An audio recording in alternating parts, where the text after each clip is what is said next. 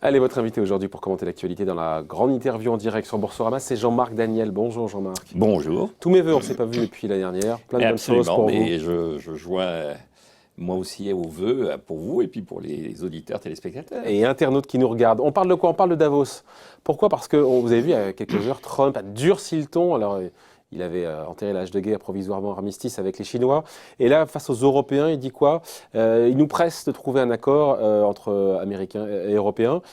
Avant l'élection présidentielle, manifestement, souhaite-t-il. Sinon, il reparle de cette taxation de 25% sur les voitures européennes qui seraient importées, parce qu'il faut rappeler que beaucoup de voitures européennes, notamment allemandes, maintenant sont produites sur le sol américain, notamment je pense au BM, mais pas seulement. On prend au sérieux ou pas ces menaces? C'est pas la première fois qu'il profère ce type de propos. Oui, pour faire assez souvent des menaces contre les Européens. Ce qui est intéressant, c'est que par rapport aux Chinois, effectivement, il a fait différents gestes. Notamment, il a sorti la Chine d'une liste que l'on ne suit pas beaucoup, qui est la liste Qui manipule les taux de change. voilà, des pays qui manipulent les taux de change. Et dans cette liste, assez curieusement, il y a la France, il n'y a pas la France, mais il y a l'Allemagne et l'Italie.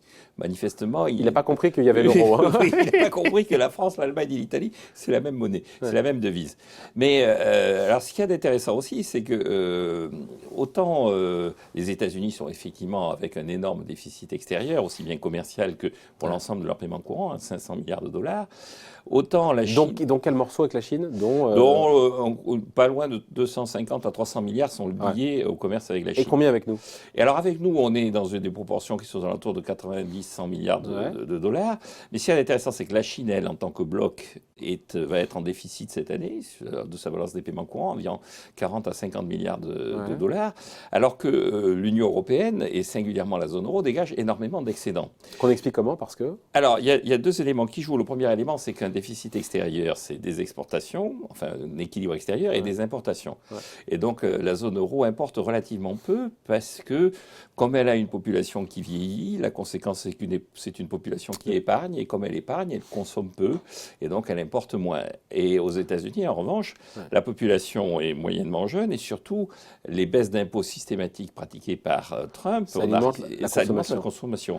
Et le rapport avec la choucroute, là, c'est quoi par rapport au fait que Trump, encore une fois, met la pression sur les Européens pour trouver un accord? Sinon, je taxe les voitures européennes, allemandes surtout. Oui, le rapport avec la choucroute, c'est qu'il veut essayer de baisser le niveau d'importation. Et donc, il veut rééquilibrer le commerce extérieur avec l'Union européenne. Il n'a pas tort non plus. Il n'a pas tort sur le fond, mais il veut le faire en ce qu'il pense être et ce qu'il dit être une pénalisation des Européens, mais il ne faut pas se faire d'illusions. S'il met des droits de douane sur les automobiles allemandes, c'est les gens qui achètent des automobiles allemandes qui vont être pénalisés. Et ils vont l'acheter plus cher. Ils vont la payer plus cher. Mais ils s'en foutent un peu ces gens-là, parce que finalement, la payer plus cher, comme c'est un bien de luxe, non? Et alors c'est ça qui est intéressant, c'est que aussi quand on regarde l'analyse du commerce extérieur des États-Unis, il y a Nicolas Gregory Mankiw, qui est l'ancien conseiller économique de Bush, qui est un économiste assez connu parce qu'il a fait le manuel d'économie qui est utilisé à la surface de la planète. Il dit bien que maintenant aux États-Unis, les Américains sont tellement dépendants de leurs importations et de leur commerce extérieur que c'est que l'enjeu devient un enjeu non seulement de relations internationales, mais un enjeu de relations sociales au sein des États-Unis. Il dit concrètement, moi, qui suis un cadre haut placé, j'ai une Audi, donc je vis avec une voiture allemande, je m'habille chez Hugo Boss, qui est allemand, je bois du Chablis, qui est français, je suis chaussé par Gucci, qui est italo-français, donc je vis en euros. Et donc moi, mon enjeu, c'est les rapports avec la zone euro, le taux de change de l'euro et les droits de douane sur l'euro. Ma secrétaire, qui va s'acheter ses affaires dans un Paul Center, dans un mall center américain, elle achète des produits américains, des produits mexicains, donc elle vit à peu près sur l'économie américaine. Et la personne qui passe l'aspirateur va chez Walmart, et Walmart achète des produits chinois, donc cette personne-là est intéressée par les enjeux des relations entre la Chine et les États-Unis. Et donc il dit, dans l'action que mène Trump, il y a aussi une façon, au travers de l'Europe, finalement, s'il attaque vraiment les produits européens, s'il fait monter les droits de douane sur les produits européens... Ça ne gênera pas l'Américain moyen. Ça ne gênera pas l'Américain moyen, et ça gênera des gens dont le vote est relativement inerte, c'est-à-dire les intellectuels déclassés, ils voteront contre lui quoi qu'il arrive, et le big business votera pour lui quoi qu'il arrive. Et quand il dit, Donald Trump, que les négociations avec les Européens sont, sur certains points, dit-il, plus difficiles qu'avec les Chinois, il parle de quoi, là? Il parle du fait qu'effectivement, les Chinois sont dans une situation où vous avez un pouvoir qui est un pouvoir qui est plus centralisé.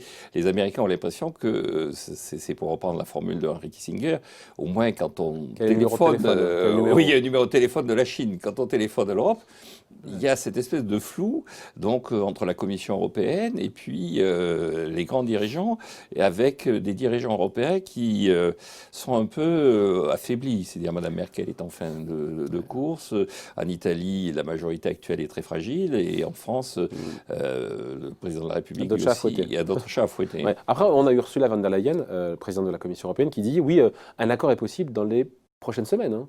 Oui, et ce qui est important, c'est que c'est elle qui est en charge du dossier. Ouais. C'est-à-dire qu'au niveau de la hiérarchie des fonctions, c'est la Commission européenne qui négocie les accords et qui négocie tous les aspects de libre-échange, de protectionnisme, des aspects de commerce international. Donc on se dit quoi? On se dit que, un, est-ce qu'on, oui ou non, on prend au sérieux ces nouvelles menaces de Trump, et deux, elle a les cartes en main Ursula von der Leyen pour aboutir à un accord dans les prochaines semaines. Oui, elle a les cartes en main pour aboutir à un accord dans les prochaines semaines, mais je pense que c'est un problème qui est essentiellement désormais un problème américain. C'est-à-dire que est-ce que Trump veut vraiment augmenter les droits de douane avec cette idée, comme je disais, que finalement les gens qui seront touchés, qui seront concernés sont relativement acquis à leur vote. Mais c'est malin, pardon, il est malin sur ce coup-là, on dit qu'il est un peu benet, mais c'est malin comme façon de penser. C'est assez malin, et c'est assez malin parce qu'en plus, encore une fois, les droits de douane, c'est des impôts. Dans la situation des finances publiques américaines, un certain nombre de gens disent que finalement, c'est une façon de redresser la situation des finances publiques. 1 000 milliards de dollars de déficit budgétaire aux États-Unis maintenant. Après 10 années de croissance. Après 10 années de croissance. C'est là où il faut le dire. Oui, absolument. On ne sort pas d'une grande récession. Non, on est après 10 années de croissance. C'est presque du jamais vu, genre, vous qui avez une longue focale sur l'histoire économique. Un tel déficit qui est en période de croissance, c'est absolument invraisemblable. Et ça peut mal terminer. On ne dit pas que ça va mal terminer, mais ça donne un point de fragilité important. Ah oui, ça donne un point de fragilité important. C'est-à-dire qu'effectivement, je rappelle que le deuxième président des États-Unis disait qu'il y avait 2 façons de conquérir un pays, par l'épée ou par la dette. Et manifestement, l'actuel président a oublié le message du deuxième président des États-Unis. Ouais. Un petit mot aussi sur la taxe française sur le numérique. C'était aussi, on sait que c'était... on peut dire que finalement, chaque parti a relativement temporisé entre Paris et Washington. Alors, il faut comprendre ce qui se passe. Paris dit, on suspend cette année, on ne suspend pas la taxe, dit bien Bruno Le Maire, hein. On suspend le paiement des acomptes d'avril et de novembre, ce fameux 3% sur le chiffre d'affaires des géants du numérique, pas seulement américains, et ce n'est pas seulement eux qui sont visés, le temps qu'un accord plus global soit trouvé au niveau de l'OCDE. Et en contrepartie, Washington ne va pas surtaxer ni le champagne, ni le vin, ni les fromages français. La taxe est maintenue, mais provisoirement, son paiement est suspendu. Ça vous plaît comme formule ou c'est un peu un petit recul de la part des Français? Non, alors c'est à la fois un recul de la part des Français, puis ça montre bien la nature de la taxe. C'est-à-dire que la taxe n'est pas du tout issue d'une réflexion de nature économique ou fiscale. C'est véritablement un bras de fer politique qui correspond à deux éléments. Non, mais elle a du sens, cette taxe, de dire que tant qu'on n'a pas un accord international pour que les géants du numérique payent le juste impôt, eh ben, on n'est pas les seuls d'ailleurs, le Royaume-Uni aussi, la Grande-Bretagne aussi, alors, les Italiens veulent mettre aussi une taxe locale. La question qui se pose, c'est qu'est-ce que c'est qu'un juste impôt? Et deuxième élément, c'est une taxe qui est assez conçue, même si dans la version qui a été apportée par l'OCDE, elle a été un peu amendée, mais c'est avant tout une taxe qui est conçue comme étant une taxe sur le chiffre d'affaires. Ouais. Et je crois que c'est très dangereux, surtout pour une zone qui est exportatrice. Concrètement, si on disait à nos grands exportateurs, je ne sais pas, LVMH par exemple, vous allez payer une taxe sur le chiffre d'affaires que vous faites en Chine, je pense qu'ils ne seraient pas très contents. Si on leur disait, écoutez, vous faites vos bénéfices en Chine, donc il faut qu'une partie de vos bénéfices reste sur place et donc vous allez payer une taxe sur le chiffre d'affaires, ils seraient assez choqués. D'ailleurs, notre président de la République, dans un discours devant les entreprises, avait, à partir de la C3S, qui est un impôt, dit que les impôts sur le chiffre d'affaires étaient idiots. Mais il l'applique. Si c'est vrai pour la C3S, c'est aussi vrai pour les taxes GAFA. Donc c'est un recul, en tout cas, de la part de la France. Bruno Le Maire dit non, c'est pas... on ne suspend pas le paiement, c'est juste voilà l'acompte en attendant que... oui, je crois que c'est la recherche d'une voie de sortie face à une situation dans laquelle... On a plié là-dessus. On plie plus ou moins parce qu'on voit bien que la position extrême est absurde. Donc il faut trouver une façon de sortir par rapport à une proposition qui était encore une fois une proposition sur le plan économique totalement absurde. Sachant qu'au niveau de l'OCDE, ça discute, mais ce sont les Américains qui bloquent au niveau de l'OCDE tout accord. Pourquoi est-ce qu'ils seraient tout d'un coup plus conciliants dans les prochaines semaines, dans les prochains mois? Et que se passe-t-il, encore une fois, si les négociations échouent? Est-ce qu'au-delà d'une base nationale, ce n'est pas, encore une fois, l'Union européenne de mettre en place une taxe, chiffre d'affaires ou pas? mais de le faire au niveau de l'Union. Alors, il y a deux Et pas en ordre choses dispersé. dans ce dossier, quand même. Le fait qu'on la désigne sous le nom de GAFA, pour les Américains, Ouais. c'est quand même une position C'est de force. discriminant. C'est Oui, ils disent, discriminant. écoutez, c'est véritablement des entreprises américaines que vous ciblez. Mais pas seulement, ce qui n'est pas le cas. Oui, non, ce n'est pas le cas, mais la simple présentation montre bien Ouais. que la logique et la démarche est vraiment une logique de type politique. Et donc les Américains abordent le sujet sur le plan du rapport de force politique. En disant, Ouais. écoutez, Mais pour l'instant, au niveau de l'OCDE, ce qu'ils disent, c'est qu'il faut que ce soit optionnel, il faut que, je sais pas, enfin, ce qu'ils proposent, ça ne colle pas du tout avec ce que souhaitent les Européens. non, et donc l'OCDE a fait un travail qui est un travail très intelligent, assez bien conçu, essayant à la fois de concilier les points de vue des différents membres et de faire quelque chose qui ait un sens sur le plan économique. Donc, et on finit par arriver dans ces cas-là à des usines à gaz absolument incompréhensibles. C'est-à-dire, on essaie de concilier le point de vue des uns et des autres tout en étant dans une espèce de logique économique qui soit opposable aux entreprises. Pas sûr que les Américains valident une usine à gaz. Non, les Américains vont assez vite dire, écoutez, ça n'a aucun sens, passons à autre chose. Ce Et dossier n'a donc, aucun sens. Et donc, je pense retour à la case départ dans quelques mois. non seulement retour à la case départ, mais je pense que ça va faire pchit comme avait fait la taxe sur les transactions financières, vous vous souvenez? Ou Jacques Chirac, ça. Oui, oui, Non, c'était Jospin qui avait... enfin, au moment... Donc, pchit, ça va faire pchit, ça c'était Chirac. Oui, c'était pardon, l'expression de Chirac. Mais... Je pensais à la taxe sur les billets d'avion, pardon. Oui, oui. Non, la taxe sur les transactions financières qu'on avait nommé, qu'on avait appelé à un moment donné la taxe Tobin, et puis sur laquelle Tobin avait demandé à ce qu'on retire son nom. Et donc, il y a des pays qui l'ont voté, mais à taux zéro. C'est le cas de la France. Sous le gouvernement Jospin, pendant la période de cohabitation, on a voté une taxe. Ça peut se finir comme ça, on vote... Non. Ça pourrait finir par une espèce, encore une fois, une dérobade, un habillage. Il n'y aura pas de taxe numérique sur les gens du numérique en France, selon vous, au final? Ah, je pense que non. Et en tout cas, je l'espère, donc c'est un souhait, parce que... c'est pas ce que dit Bruno Le Maire, il dit non, jamais nous reviendrons en arrière. Oui. Vous connaissez beaucoup d'hommes politiques qui, après avoir dit jamais nous ne reviendrons en arrière, ne sont pas revenus en arrière quand même. Ouais. Il y a quand même une capacité, une souplesse. L'enjeu, c'est l'habillage. Comment est-ce qu'on habille son recul? Et donc, ils trouveront une raison pour lesquelles... Et si on va pas jusqu'au bout, c'est parce que le rapport de force, il n'est pas en notre faveur?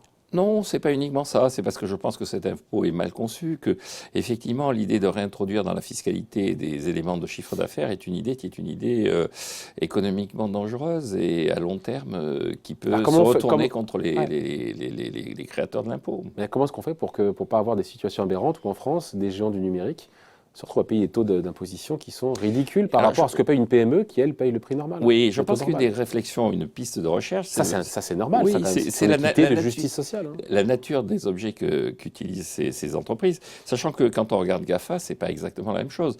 Amazon, après tout, c'est un libraire, donc...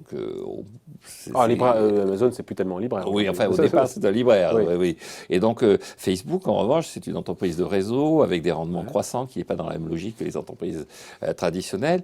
Et derrière tout ça, ce qui est en train d'émerger parmi ces entreprises, ce qui fait le lien entre toutes ces entreprises, c'est qu'elles disposent énormément de données. Et la donnée est en train de devenir la matière première essentielle de c'est l'or du XXIe siècle. C'est l'or du XXIe siècle. C'est un peu ce qu'était la Terre au XVIIIe siècle. C'est là-dessus qu'on va s'appuyer.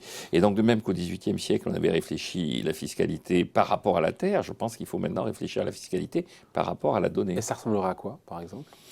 Alors, je n'ai pas d'idée précise à ce moment-là, mais je pense qu'effectivement, exiger d'abord la mise en concurrence des données et qu'au travers de cette mise en concurrence... C'est pas la fiscalité, ça. Non, mais à chaque fois qu'on les vend, qu'il y ait une espèce d'impôt à ce moment-là, et qu'il y ait un impôt sur les stocks de données, et pour que les gens soient incités à réduire leur stock et le mettre à disposition d'autres, ça me paraît être une approche qui serait une approche beaucoup plus en cohérence avec ce qu'est la réalité économique présente. Ouais, pour clore le sujet sur les États-Unis, on parle de Donald Trump. Il y a encore quelques mois, tout le monde disait, ou beaucoup de gens disaient, il sera battu parce qu'il a été élu, on le sait, en 2016, dans certains États importants, mais ça s'est joué à peu de choses près. On a eu des midterms qui n'ont pas été bonnes, je veux dire, qui ont montré que c'était un succès pour les démocrates, pour le coup.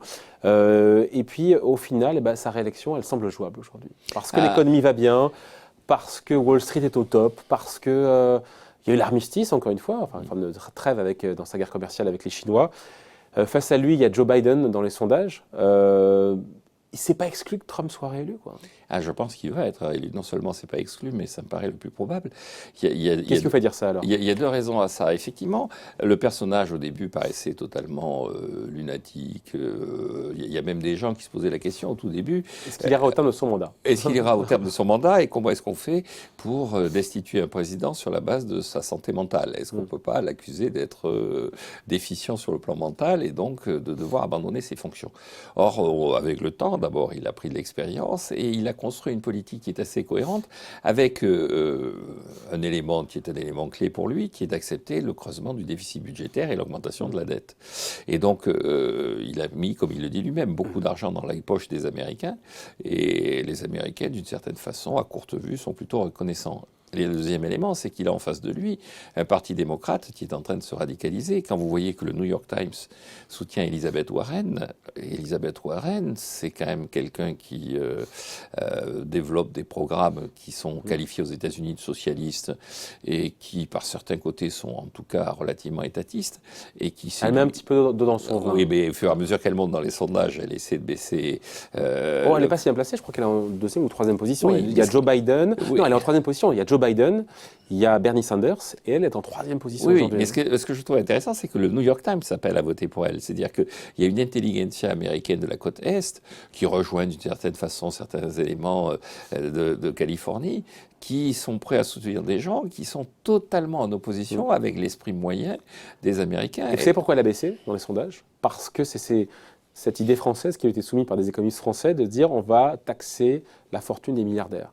Oui, absolument. C'est pour ça. Ce qui est dingue, c'est que les Américains, il y a cette idée qu'ils le seront, peut-être qu'un jour ou l'autre, ils peuvent devenir milliardaires. Et ils n'ont pas envie que ça s'applique à eux, alors qu'en fait, la probabilité qu'ils le soient est quand même proche de zéro. Quoi. Oui, je pense qu'une des maladresses de ces candidats démocrates, c'est de vouloir assumer par une forme d'honnêteté et mélange de il y a des vraies questions sur de dire on est socialiste, c'est pas grave. Non, mais il y a des vraies questions qui posent sur la santé, sur le coût à l'accès des études, il y a plein de vrais sujets derrière. Oui, il y a des problèmes aux États-Unis, c'est incontestable. Et je crois que parmi les problèmes effectivement qu'ils mettent en avant, il y a le coût de la santé qui est très élevé. Et qui est privé, qui est très élevé. Qui est privé, qui est très élevé. Et donc il y a un vrai problème qui est moins un problème de fait d'être privé, mais que ça allait générer des oligopoles et que les dispositions qui avaient été prises par Obama n'ont pas permis de rétablir véritablement la concurrence. Et puis il y a les dettes scolaires qui sont très élevées et qui sont liées au fait que la dévalorisation des diplômes fait que l'espérance de revenu n'est plus la même à diplôme équivalent. C'est dingue de se dire qu'aujourd'hui, quand on regarde le montant de l'endettement des étudiants, ça atteint des niveaux par étudiant énormes. Et effectivement, l'espérance de pouvoir rembourser finalement, en termes de rentabilité, ça devient de moins en moins intéressant de faire des études. Oui, exactement, oui. Et donc, il y a un problème qui est un peu partout. C'est le problème que la massification, dite démocratisation de l'enseignement, a débouché sur une perte de niveau. Et donc, vous avez à ce moment-là une incapacité du système économique à rémunérer les gens à hauteur de ce qu'ils espéraient, puisqu'ils n'ont plus les compétences que normalement le diplôme garantissait. Donc, Jean-Marc, Trump réélu, pour vous, il a de fortes chances. Oui. Et ce ne serait pas une catastrophe économique? Je pense que ce ne serait pas une catastrophe économique. Néanmoins, l'économie étant cyclique, on arrive au bout des capacités de l'économie américaine. On dit ça chaque année. Oui, mais on commence à le voir. Alors, on commence à le voir en Europe, très nettement. La croissance en Allemagne a été très, très rapidement revue à la baisse ces derniers temps. En France, on est quand même à 1,2-1,3%, alors qu'il y a encore 3 ans, on était à 2,3%. Et aux États-Unis, le FMI dit, bon... 2%. Voilà, on est sur un palier. Mais le dernier rapport du FMI, c'est de dire, on est plutôt sur un palier, mais les indicateurs ne sont pas des indicateurs allant dans le sens d'un redressement rapide et significatif. C'est plutôt l'inverse qui est en train de se mettre en place. Et donc en 2021, quand il aura été réélu, il subira un ralentissement économique. Mais après tout, lui, sur le plan personnel, son enjeu est un enjeu à partir de ce moment-là qui sera un enjeu à plus ou moins long terme. C'est-à-dire, son enjeu, ce sera sa place dans l'histoire. Et donc, ce qu'il essaiera de faire, c'est des réformes plus en profondeur que de répondre de façon immédiate. Lesquelles, par exemple, lesquelles? Alors, je pense justement que pour les États-Unis, il y a 2 éléments clés qui vont jouer. Le premier élément, c'est le rétablissement du niveau de formation pour rétablir la productivité. C'est-à-dire qu'on a une productivité aux États-Unis qui augmente à un rythme maintenant de 0,5 à 1% par an, ce qui ne nourrit pas assez, ce qui ne permet pas de nourrir la croissance. Et donc, je crois que... Donc, investissement public? investissement ou en tout cas organisation d'une politique fiscale et budgétaire autour de la formation permettant d'améliorer le niveau, c'est-à-dire demandant aux gens à qui on permet de délivrer un diplôme, d'avoir un contenu de ce diplôme beaucoup plus important. Et puis je pense que le deuxième aspect qu'il fera, c'est, alors en termes d'investissement public, une amélioration de tout ce réseau d'infrastructures dont Obama avait dit qu'il s'occuperait. Et il en avait parlé aussi, le président américain. Là. Oui, il en avait parlé. Et puis il a perdu sa majorité. Donc, après... Oui, oui. Et bon, il y a quand même, tout le monde en est d'accord pour dire que les investissements publics de transport, les aéroports, sont dans un état assez pitoyable aux États-Unis. Il nous reste quelques minutes à passer ensemble, Jean-Marc. Un mot de Tesla. Rapidement, Tesla qui dépasse la barre des 100 milliards de dollars en bourse en termes de capitalisation boursière. On se dit quoi? On se dit c'est délirant, c'est justifié parce que ça pèse autant que General Motors et Ford réunis, ça pèse autant que Volkswagen et ça vend 25 fois moins de voitures. On a un marché mondial auto qui est quand même assez convalescent, qui est en baisse, qui est en rouge, donc dans le rouge cette année pour la 4e année a priori en Chine. Et en même temps, je disais ce matin qu'en Europe, une voiture sur 3 vendue en électrique, c'est une Tesla. Oui. Non, ce qui est intéressant dans la valorisation des entreprises de la nouvelle technologie. C'est pas délirant aujourd'hui que ça pèse 100 milliards il y a deux interprétations possibles. Vous savez, on peut dire que c'est la nouvelle compagnie des mers du Sud, la grande spéculation qui avait été lancée au XVIIIe siècle. Il y avait une entreprise qui était devenue célèbre parce qu'ils disaient on fait des choses tellement performante que si on vous dit ce que c'est, les concurrents vont nous copier. Et alors, en réalité, c'était une escroquerie qui était derrière. Et donc je pense qu'on n'en est pas là. Je pense que ce qu'il y a d'intéressant dans toutes ces nouvelles technologies, c'est que c'est quand même des technologies qui demandent un investissement de long terme. Et donc, la valorisation actuelle, elle table sur l'idée que ça va effectivement cracher du cash, mais à moyen long terme. Et alors, vous en pensez quoi? Et je pense que c'est assez bien vu, c'est-à-dire que il n'y aura pas de la place pour tout le monde. Hein, non, il n'y aura pas de la place pour tout le monde, il y aura des gens qui y resteront, mais je pense néanmoins que cette idée qu'une rupture technologique se traduit très rapidement et immédiatement par un rendement très efficace, les compagnies de chemin de fer ont été rentables tard aux États-Unis et probablement en dessous d'ailleurs de ce qu'espéraient les investisseurs initiaux. Et de même dans l'électricité, vous regardez l'électricité dans les secteurs où elle a été privée, elle n'a pas rendu autant de bénéfices que prévu, mais elle a fini par en rendre. Et au bout d'un certain temps, faire une centrale nucléaire, ça demande du temps. Faire une voiture électrique, sauf qu'il y aura beaucoup de constructeurs qui sont là pour se partager le gâteau. Mais il y a toujours ça. Mais vous savez, dans l'industrie automobile, par exemple, en 1913, il y avait 140 marques en France. Maintenant, il y en a 2. Voilà. Mais ces deux-là, normalement, même s'ils traversent toutes les deux des difficultés, pour des raisons différentes, ces deux-là, elles ont vocation à continuer à se développer. Dernière info, pour parler des Français, parce que jamais les Français n'ont eu autant d'argent en liquide. Dépôt à vue, les livrets, l'assurance vie en euros, ce qu'on appelle l'épargne sécurisée, Jean-Marc. En cumul, ça fait, chiffre Banque de France, 3 300 milliards d'euros. Cette fuite vers la qualité, est-ce que ça peut se comprendre quelque part aussi, mais est-ce qu'à l'heure des taux négatifs, ce n'est pas une mauvaise option? Non, et puis les Français ont toujours été comme ça. Oui, les Français épargnent pour une raison qui me paraît assez simple. Non, mais il y a l'épargne liquide. Oui, absolument. Il y a le bloc. Et ensuite, le fait que ce soit liquide. Pourquoi les Français épargnent? Pour moi, il y a une raison simple. C'est ce que les économistes appellent l'équivalence ricardienne. C'est la peur des impôts de demain. Voilà, c'est la peur face à la gabegie publique. C'est-à-dire les finances publiques de ce pays sont totalement hors de contrôle. C'est-à-dire que hors de contrôle. Écoutez, on a un déficit budgétaire. On sera à 2% et quelques en 2020. Oui, c'est ça. 93 milliards de déficit du budget de l'État pour l'exercice qui vient de se terminer. On sera en dessous des 3% en 2020. Oui, mais les 3%... La dérive, elle est aux États-Unis, elle n'est pas chez nous, ils sont à 5. Mais elle est aussi chez nous. Et en tout cas, la population a conscience de ça. Donc les Français, ils ont raison d'épargner. Je pense qu'ils ont raison d'épargner. Et d'ailleurs, une des conséquences de ça, c'est que le déficit extérieur de la France, donc ils consomment moins puisqu'ils épargnent, donc ils importent moins. Et donc le déficit extérieur de la France a pratiquement disparu. On est quasiment à l'équilibre dans nos comptes extérieurs. Donc ça, c'est plutôt un aspect positif. Donc les Français ont raison d'épargner parce que le déficit budgétaire est très élevé. En revanche, alors c'est mal épargné. C'est mal épargné. Et donc ils ont raison d'épargner, mais ils épargnent mal, c'est ça? Ils épargnent mal parce qu'il n'y a pas de véritable vecteur qui permette effectivement d'utiliser cette épargne, notamment dans une perspective assez longue. Et donc un des grands absents de la réforme des retraites, mais dès qu'on en parle, c'est un gros mot, ce sont les fonds de pension. C'est la retraite par capitalisation. Il y en aura un petit morceau maintenant avec justement puisque les hauts cadres, enfin les cadres supérieurs qui gagnent plus de 10 000 euros par mois, devront cotiser à titre privés. Oui, absolument. Et donc, la loi Pacte avait prévu de simplifier, harmoniser, réorganiser les plans d'épargne retraite. Je pense que c'est vers ça qu'il faut s'orienter. D'autant plus À toute petite dose, qui est dans le projet Macron, c'est à toute petite dose. Ah oui, tout petit, tout petit. D'ailleurs, encore une fois, les plans d'épargne retraite, comme c'est privé, c'est les entreprises Il fallait qui vont vraiment les le faire, ce organiser. truc-là. Il fallait vraiment le faire. Ah, il faut créer des plans d'épargne retraite. Maintenant, les associer au moment où on fait la réforme de la retraite, le mettre en avant à ce moment-là dans un pays qui est traumatisé par le mot C'est pas très capitalisation, malin. Hein. c'est pas très adroit, c'est pas très malin. Bon, merci d'avoir été avec nous. Toujours un Mais je vous plaisir en de prie. papoter entre copains. Jean-Marc Daniel, donc professeur d'économie à l'ESCP, qui était l'invité de la grande interview en direct sur Boursorama. Merci Jean-Marc. À bientôt.